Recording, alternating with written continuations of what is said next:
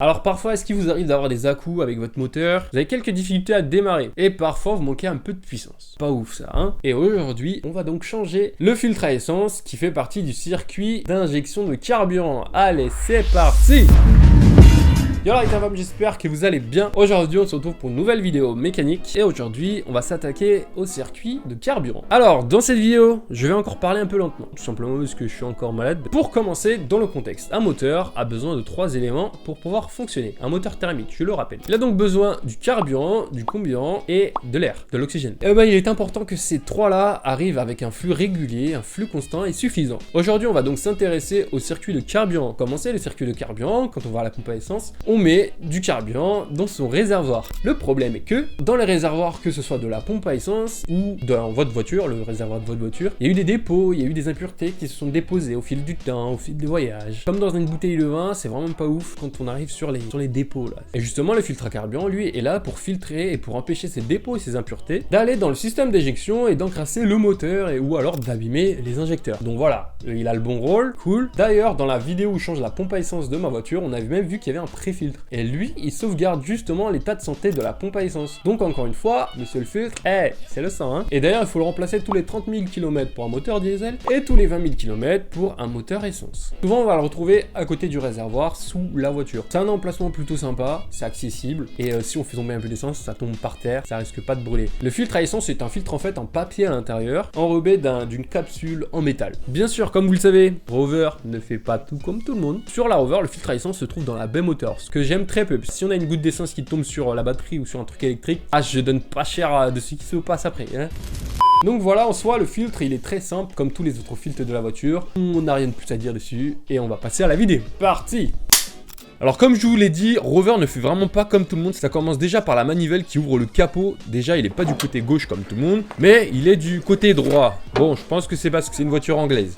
Donc maintenant qu'on a reposé le capot, il est temps de repérer le filtre à essence qui se trouve derrière dans la baie moteur. Ça va, il est assez loin des composants électroniques. Et d'ailleurs, avant de commencer, je vais dépressuriser mon circuit d'essence. Comme vous pouvez l'entendre, il y a un petit bruit de dépression quand j'ouvre la trappe à essence.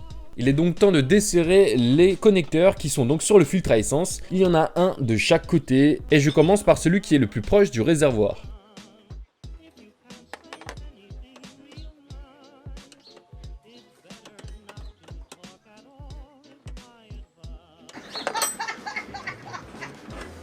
Ensuite, il faudra desserrer également le support du filtre à essence pour pouvoir le déloger par la suite. Et enfin, je termine encore par le deuxième tuyau qui est donc connecté à ce filtre à essence. Et cette partie, essayez vraiment au maximum de ne pas verser d'essence. Essayez de mettre un récipient en dessous. Bon là, j'ai vraiment pas la place, mais c'est super compliqué. Voilà, jouez pas trop avec les essences parce que ça brûle. Et bien entendu, le meilleur endroit pour verser ce surplus d'essence, c'est dans le réservoir. Tout simplement, je verse le contenu du filtre dans le réservoir. Donc voici le nouveau filtre. La seule différence qu'on peut voir, c'est qu'il a des bouchons quand il a été livré, tout simplement. Parce que d'extérieur, on ne peut pas vraiment remarquer si un filtre est ancien ou s'il est neuf. Le seul indicateur, c'est vraiment la date à laquelle elle a été changée. Ici, je vais donc reprendre tous les éléments annexes de l'ancien filtre pour le mettre sur le nouveau. Et surtout, je vais faire attention à la flèche qui indique le sens de circulation du carburant. Ah oui, par contre ici, j'aurais dû mettre quelque chose en dessous pour récupérer l'essence parce que voilà, ça tombe par terre. C'est pas ouf, ça pollue. Faites attention, mettez un carton ou mettez un récipient en dessous pour récupérer l'essence qui peut tomber. Je pensais vraiment que le filtre était vide. Donc voilà, petit accro, mais c'est pas grave, l'essence à la rigueur s'évapore. Ok, donc voilà, une fois tous les aimants installés, il est temps de le redéposer à son emplacement. Pour ça, rien de très compliqué, c'est juste l'opération de démontage à l'envers.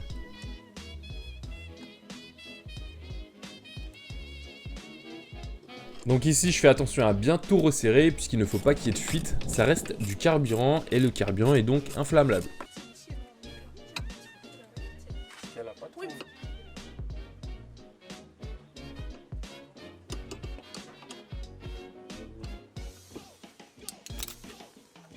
Avant de reprendre la route, je vais amorcer l'essence dans le filtre à essence puisque quand on l'a installé, il était tout sec, il était tout vide, le filtre neuf. Coucou. Donc je vais tourner le contact 2 fois sans démarrer afin que la pompe à essence s'actionne et afin que l'essence arrive à pression devant la rampe d'injection.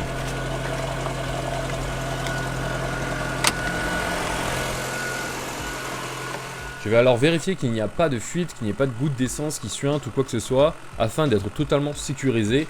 Et bien sûr, on peut ressentir à l'échappement à l'arrière qu'il n'y a pas d'irrégularité du ralenti, que ce soit sur le moteur ou en sortie d'échappement comme on peut le constater.